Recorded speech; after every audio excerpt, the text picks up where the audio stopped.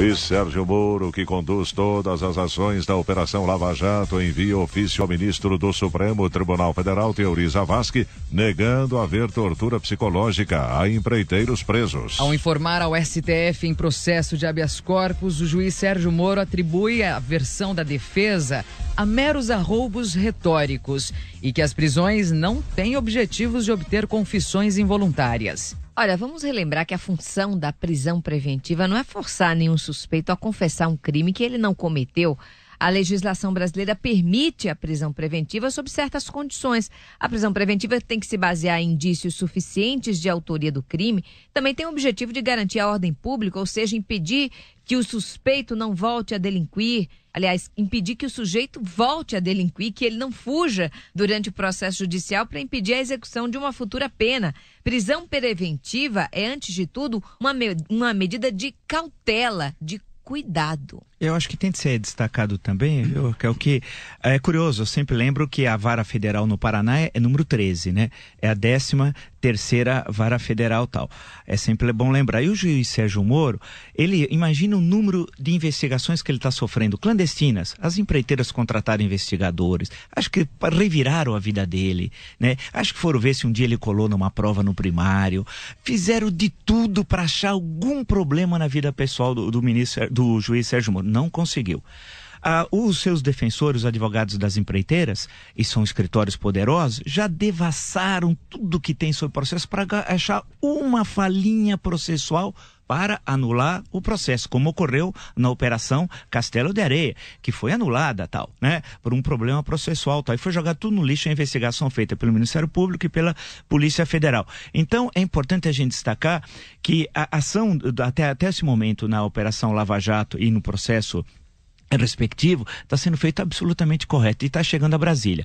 Vai abrir agora, estão terminando as férias forenses, agora no início de fevereiro, e o processo chega ao ministro relator Teori Zavascki, na segunda turma, segundo que ele faz parte da segunda turma do STF, que é composta por ele, por Gilmar Mendes, por Carmen Lúcia, e pelo Marco Aurélio tal, né? Tem 4 só na segunda turma, porque falta um indicado pela presidente, que até hoje não indicou há 6 meses o substituto de Joaquim Barbosa.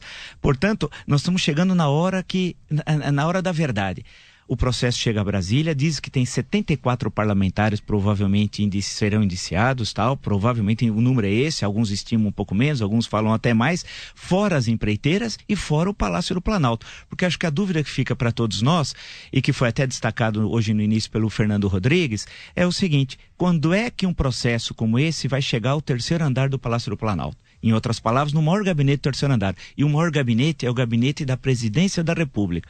Portanto, nenhum esquema dessas proporções, não poderia ter ocorrido sem a concordância, a anuência, o conhecimento, a direção, o nome que se queira dar, do senhor Luiz Inácio Lula da Silva. Isso é impossível, porque não é um esquema de corrupção de uma diretoria, de uma gerência. Não, é um conjunto, é uma quadrilha que tomou a maior empresa brasileira, então maior empresa que não é mais, e a partir dele estendeu os seus tentáculos por outras áreas do aparelho de Estado. Então vamos ver agora.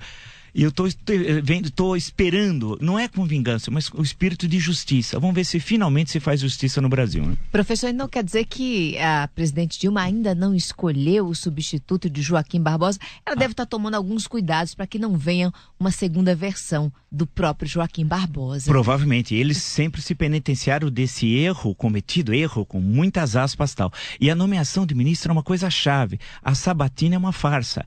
Vamos ver se essa vez indica. É bom lembrar que teve alguns ministros indicados pelo presidente Lula, eu não me esqueço de um, e tem de falar porque é verdade, é fato, não é argumento. O ministro Dias Toffoli, ele foi reprovado 2 vezes para juiz em 1994 e 95 em São Paulo.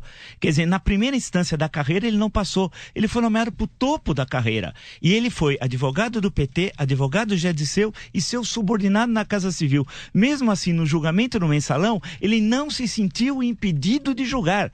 que é um caso cavernoso. Vou dar um exemplo, olha a diferença. Francisco Rezec e Marco Aurélio Melo, em 1994, quando no julgamento do presidente Collor, do ex-presidente Collor, se sentiram impedidos. E por quê?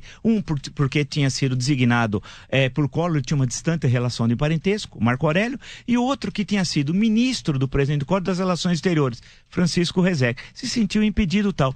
O senhor Dias Toffoli não se sentiu impedido. Eu imaginei que o Roberto Gurgel, isso foi no dia 2 de agosto de 2012, eu imaginei que o Roberto Gurgel, procurador-geral da República, fosse apontar, falar, não é possível. Ele disse o seguinte, o Gurgel: eu não fiz isso, não solicitei que o juiz não participasse. O juiz ministro, eu não gosto da expressão ministro, é juiz, mas inventaram a partir de 34 essa expressão ministro para a Suprema Corte. Bem, que ele fosse falar, olha, não pode julgar porque um dos réus, foi inclusive seu subordinado, além de ser sido seu defensor. Ele falou, não queria atrasar o processo.